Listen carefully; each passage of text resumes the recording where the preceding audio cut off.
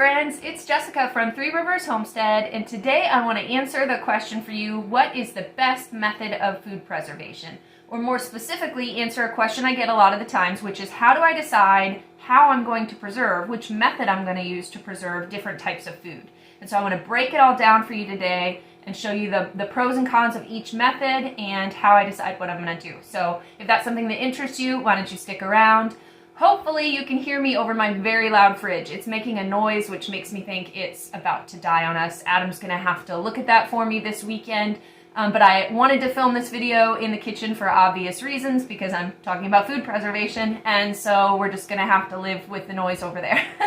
So let me first talk about my new friend back here. I recently received a freeze dryer. It's an item I've been wanting for years and just kind of saving up towards, and then Harvest Right approached us and offered to let me try out their freeze dryer. This is the medium-sized model, and it does have the pump in the back that requires oil. And so in the beginning of this video you saw we've been kind of experimenting with it, and I wanted to make sure I had used it a few times and figured out how much I liked it before I included it in this video on the different methods of food preservation. So I feel like I've got a good grasp on how it works and the pros and cons of using it, and so I can include that in today's video. So let's go ahead and get started, I guess. Alright, so I'm going to be looking down at some notes here. I made a bunch of really specific notes that I wanted to include in this video, a little bit of math and things. So if you see me looking down, that is what I'm referencing. But when you talk about food preservation, today I'm going to talk about the four main methods of food preservation. I'm going to talk about canning, freezing, dehydrating, and freeze drying. There's also another method. Lacto-fermentation is a wonderful method. It's probably optimal nutrition. And it's something that we try to do a little bit of every year, but just for the sake of this video, I'm not including that in this information. It isn't as common, I guess, of a preservation method. So I'm just going to talk about the main food preservation methods. Like I mentioned, we're going to talk about canning, freezing, dehydrating, and freeze drying. And when I talk about food preservation and the pros and cons of each method, and which method I choose depending on the food, there are 5 things that I need to consider. The first one is, am I looking at that food for the nutrition that it's going to bring me after it's preserved, or am I looking at it for the convenience it's going to bring me? That's the first thing we need to consider when we talk about which method is best. The second thing is going to be the texture that that food is going to have after it comes out of storage. That's an important thing to consider when you're deciding how to preserve a food. The third one is going to be the amount of storage space that food item is going to take up while it's in storage after it's been preserved. The fourth is going to be how long I intend to store that item.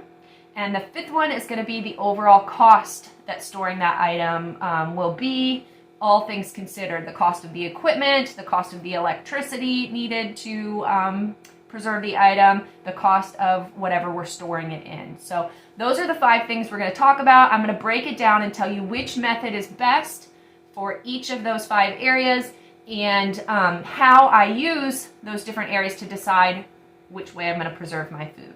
All right, so let's get started with item number 1. Okay, so something really important to consider when you're talking about food preservation is your intention, how you're going to use that item after it comes out of storage. Is this an item that you're going to use primarily for nutrition? When we're talking about food, obviously nutrition is important, but also some foods you preserve aren't necessarily meant to be a staple in your family's diet. They might be more of a snack food or a dessert item. The nutrition might not be necessarily the most important thing to consider. It's just more of a convenience food that you like to have on hand or a treat. And so that is something to consider. Every food preservation method is going to affect the nutrition and the nutrients in that food very differently. So for example, canning and dehydrating both involve heat, albeit at different levels. Canning, especially pressure canning, involves extremely high levels of heat. Dehydrating is much lower levels of heat, but it's still adding heat to the food. And anytime you heat a food, that is going to affect the nutrition either in good ways or in bad ways. Some nutrients, such as vitamin C, are almost completely lost when they are heated to high levels, such as in canning. So when we're looking at foods that you might want to preserve, and it might be a food that's high in vitamin C, and you want to preserve it for the nutrition of that item. For example, every year I juice tons of organic lemons. In January we get a good deal on these bulk organic lemons, and I juice like 4 bushels of lemons. That isn't something then that I want to can, because it's going to kill all of the wonderful, beautiful vitamin C that's in those lemons. Okay, sorry, I got distracted by a phone call on my phone, and I wanted to start over. So anyways, lemon juice, all of that wonderful, beautiful vitamin C that I work so hard to preserve, why would I can that and kill all of that vitamin C? It's going to end up being a nutritionally void item. So it would be better to freeze all of that juice, and then we're still getting the nutrition out of it. So that's something to consider. Other foods, such as vitamin A, they become more abundant in the food if it's heated. Things like canned pumpkin, they actually end up having like 30 times more the amount of vitamin A in the canned pumpkin than you get in raw pumpkin. So canning that might be a wonderful thing to do. Things like leafy greens, like spinach, a lot of the nutrients in spinach, the zinc, the calcium, the iron, they become more available, more easy for your body to digest when they're heated. So canning those items or dehydrating those items, the heating from that is going to actually make it better for you than maybe other preservation methods. So that's something to consider. And it would take me way too long in this video to go through each nutrient and talk to you about which ones are good for heating and which ones aren't. And maybe I'll do that in the future in another video. But that is one thing you need to consider. Now, there are some foods that have vitamin C in them. Let's say marmalade, for example. You want to make and can some marmalade for your family.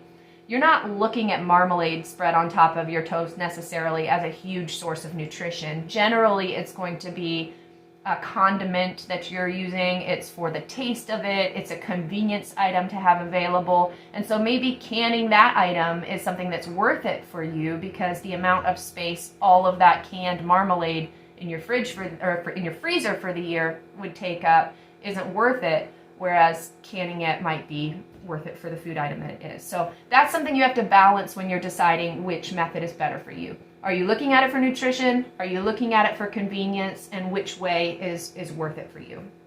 Okay, so when we get back to our comparisons, which method is best for our first category? When we look at all of our methods of preservation, freeze drying is actually the method that retains the most nutrition, since the items aren't heated and since all the moisture is removed from them, and because they're not required to be frozen long term in order to stay safe to consume. Freezing does degrade some nutrients over time. The food oxidizes, and that's why there is a shelf life for how long food can be stored. With freeze drying, the stuff can be good for a really long time. And so in terms of nutrient retention, freeze drying is the best option for you.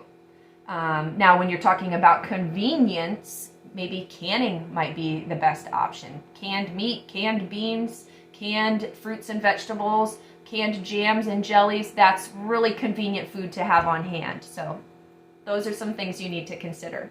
So now let's get into the second thing we need to consider, and that is the texture of food after it comes out of storage from being preserved. So that's really important. When I decide which type of preservation method I'm going to use to preserve my food, I need to think about how I want to use that food afterwards.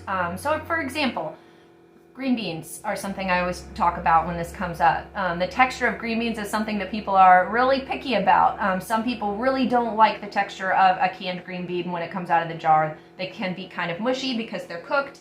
And while my children, my family, because they're so used to it, that's what they prefer. If I make a crunchy green bean, they don't like it at all.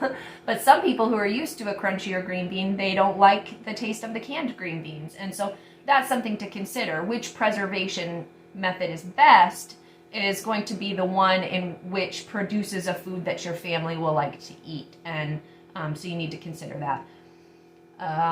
Canning, like I said, is going to soften foods. That's something to consider. When you're canning meat, even the texture of it sometimes can be very different than meat that comes straight out of the freezer. Frozen foods, if properly blanched before they're frozen, when you're talking about fruits and vegetables, when they come out, the texture is going to be much more similar to the raw fruit or vegetable than any of the other preservation methods. Dehydration really changes the texture of the food. If you take a green bean, you dehydrate it, and then you try to rehydrate it, it's an entirely different beast than either a canned green bean or a frozen green bean. It's just different, and it's still usable, but it's different. And then freeze drying, even the texture after it's freeze dried, it's really pleasant. A lot of things like a freeze dried green bean can be eaten plain as a nice crunchy snack. But when you do rehydrate it, you're not going to get something that is going to be like a green bean that you're used to using as a side dish or in a green bean casserole. So those are all things to consider. I like to preserve a little bit of produce in all the different ways so that I can have a wide variety of options and ways to use it after it comes out of storage. So I wouldn't say that one method is better than the other. They're all different, and which one's going to be best for your family is entirely based on preference.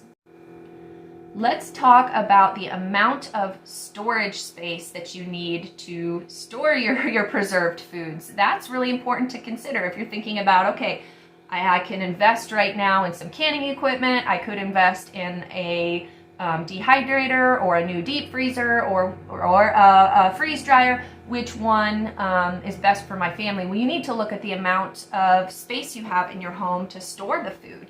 Each method is going to take up a little more space. So when you're looking at which one's going to take up the most space, I would probably say freezing is going to take up the most space. You know, if you have an entire steer butchered and you want to freeze all of that meat, it's going to take a huge freezer and a huge portion of wall space somewhere in your home or your garage or your outbuilding in order to preserve that. Versus if you took some of that meat and you canned some up, you could put a few jars here, a few jars there, store some under a bed, store some in a closet. You can kind of get a little more creative with how you're going to store it. Dehydrated food, a dehydrator, I would say, is the best option for someone who is very limited on storage space. I can take 8 trays worth of carrots and dehydrate them, and if I were to can that same amount of carrots, it would take up, 9 jars worth of space on my shelf, or 8 jars worth of quart-sized jars on my shelf. That's a significant amount of space. If I were to freeze that same amount, it might be 2 or 3 gallon bags going into the freezer and using up that square footage in my freezer. Same with a freeze dryer. Freeze dryers don't really change the size of the food when it pulls the moisture out. So you're still looking at that 2 or 3 bags worth of food that you need to find a place to store.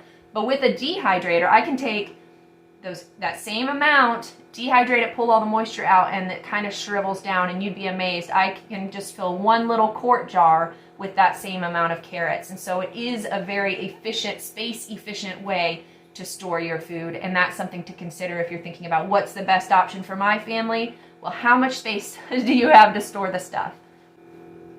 So space isn't the only thing you need to consider. You want to talk about think about the length of time you're planning on storing the food.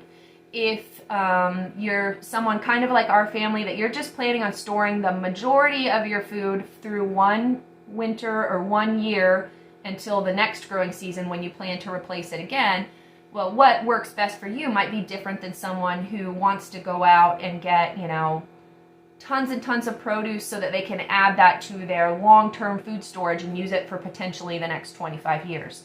Different methods are going to give you a different result. Canning, like what I have back here, the contents of the jars are going to be good as long as the seal on it stays good. And, how you store the food is definitely going to affect how long that seal stays good. If they're going to be somewhere that's moist, the lids on the jars can start to rust and the seal can go bad. But all things considered, if being stored in a proper place, these jars are going to be good as long as the seals are good. I've opened jars that were 7 years old and eaten the contents, and they were still safe to eat. Now, nutrition and texture and the color, the vibrancy of the color in the jars can definitely degrade over time, but it's still safe for quite a while. Now, freezing, on the other hand, items tend to oxidize over time. There is a shelf life for how long something can be stored and still have good nutritional value. Depending on how you stored it, things might get freezer burn over time. There's a shorter lifespan for food in a freezer. Then you look at a dehydrator. Dehydrated food, if stored properly, you can get 10 to maybe 12, 15 years out of some items that are dehydrated properly and stored in something like a Mylar bag with an oxygen absorber that's going to go into your long-term storage. On the other hand, a freeze dryer, items can be good for up to 25 years if stored properly. So when you're looking at a food and you're thinking, what's the best way to preserve this food? That's something to consider. How long do you want to keep it in storage? And so that's something that we look at. Okay, the fifth thing to consider, and probably the one that people want to know the most about, would be cost. Let's just face it, cost is important. And each one of these different methods of preservation is going to have an upfront cost, and it's going to have a cost over time. So let's just dig right in. Dehydration is supposed to be the most, cost-efficient method of preservation. Now, I'm getting my numbers out of the Excalibur dehydrating book here. Now, obviously, you're going to say, oh, that's biased, but they have a page in here that has broken down all of the information. They talk about the cost of the equipment up front. They compare the repairs of the equipment through time using a 2% of the purchase price amount to gauge that. They talk about packaging costs for the things that you're going to store, the electricity that is going to be needed either to run the machine that's preserving it, to run the machine that will be helping you blanch it, or to run something like a freezer to store it over time. And then they base all of that on 500 pounds of food. And without considering a freeze dryer, because at the time that this was written, freeze drying wasn't necessarily something that the average consumer was doing. It was more a commercial thing that just the general public wasn't doing. But at the time that this was written, dehydrating was the most cost-efficient method by a considerable amount. They said freezing is about $81, a little over $81. Canning was about $31, and dehydrating was about $24, a little over $24. So that's something to consider. So what I did is I took these same numbers and figures and tried to figure it out with the freeze dryer. Freeze drying, if we added all of those costs on here, was almost 2 times more expensive than freezing. So if you're going to go by the figures that are in this book and the calculations that I did, freeze drying is the most expensive method of preservation, all things considered. Freezing is going to be the next most expensive. Canning is going to be the third most expensive, and then or the third least expensive. I'm sorry, my numbers and words. And dehydrating is going to be the least expensive. So I guess if you're looking at it that way. Now, if we take away the upfront cost out of all of those items, because as I said, each one of these methods, the reason why freeze drying is going to be 2 times higher than any of those other items is because the machine itself is so expensive. A machine like this back here, you're looking at about $2,500. So you're investing in a piece of equipment that's just as important as your oven and your fridge and your freezers and all of that. Like, this is a literal machine that's working for you. So that's why it's so expensive. The other machines are much less expensive. You can get a good quality dehydrator for a couple $100. You can get canners for $150 that'll do the same as a really expensive all-American canner. So all of that considered, like I said, when the numbers were run, dehydrating was the best. And then something else that you need to consider is the storage of the items. Canning is expensive when you're buying brand new lids for every batch that you're doing. When you need to replace jars or buy new jars, that's something to be considered. Freezing, if you're freezing meat, you're going to need butcher paper, or you're going to have to, vacuum seal with plastic and things like that. With freeze drying, if it's something you're putting into long-term storage, you're going to need Mylar bags, you're going to need oxygen absorbers, same with dehydrating. But if you're just putting your dehydrated or your freeze-dried items on the shelf, they can go in just about any airtight container with a lid. So it's a great way to reuse your canning lids if you don't like to reuse your lids for canning. So I guess when you say which method is best, well, how much money do you have to spend upfront on equipment and on the storage items? All of that is something that you need to consider. Okay, so for my personal family, to answer the question, which method do I preserve, preserving everything, prefer, which method do I prefer? All of that considered, I have to say I love them all, and I love them all for different reasons. If you want to get really serious about food preservation and you really get into it, you're going to learn that one method isn't going to be best for everything. You're really going to want to learn how to use all of these different methods, and let me explain why. So let's take carrots, for example. I talked about them earlier. I think it's wise to preserve a little bit of your carrot harvest all of the different ways. So I may take some of the carrots and have them canned for convenience, so that if I need a quick side dish, I can just dump some carrots out. Cooked canned carrots make great baby food. All I need is to run them up in the blender, and like I said, canning, when you're talking about vitamin A, which is something that carrots are high in, canning really enhances the nutrition of those carrots, and so it's a great thing to use. But if you've ever eaten canned carrots, they are not necessarily the most delicious way to eat them. If you've eaten a fresh carrot straight out of the garden and you went to go eat some canned carrots, you would not like the canned carrots at all in comparison. It definitely has a different flavor coming from that high heat of the pressure canning. So while it's great nutrition, it isn't optimal flavor. So you might want to freeze some carrots so that you have the great carrot flavor. And I like to shred my carrots and freeze them, and then that's great for things like carrot cake or carrot muffins and things like that. And then I also dehydrate some, because the dehydrated carrots take up very little space, and they're wonderful for just dumping into some soup because they rehydrate beautifully while they're cooking down in the broth for the soup, and that's a great way to preserve them. And then also freeze dry some of them, because they make great just shelf-stable snacks. If you grab a freeze-dried carrot and you munch on it, it's just a great snack. And also, you can take a portion of that carrot harvest, put it in the freeze dryer, seal it up in a Mylar bag with an oxygen absorber, and set that in your long-term food storage. And then if 4 or 5 years down the road you have a year where carrot prices skyrocket, or your own carrot harvest, something happens and you aren't able to harvest any carrots, you have the ability to take some of those Mylar bags out of storage and eat some carrots that year. So there is value in every single method. You can't say that one is better than the other. It just all depends on how you plan to use the product, how your family prefers it, how much money you have to invest in these different methods, and there you go. So hopefully that answers the question. I use all the methods. When I was starting out, the first way, obviously, I started was freezing anything extra we had. We bought a deep freezer. Canning seemed a little intimidating to me. And so we bought a deep freezer and we started buying bulk meat and putting that in food storage to have it available at our house. Then I got into water bath canning. That was like the next logical step for me in food preservation. Pressure canning seemed a little more intimidating, so I got a water bath canner and I started just preserving what I could that way. Then once I got the hang of that and I felt comfortable, I moved up to pressure canning, and I could preserve even more. I could take some of the meat that was out of my freezer, get it canned and shelf stable, and then I'd had more freezer space for other things, some fruits and vegetables that I wanted to start preserving that way.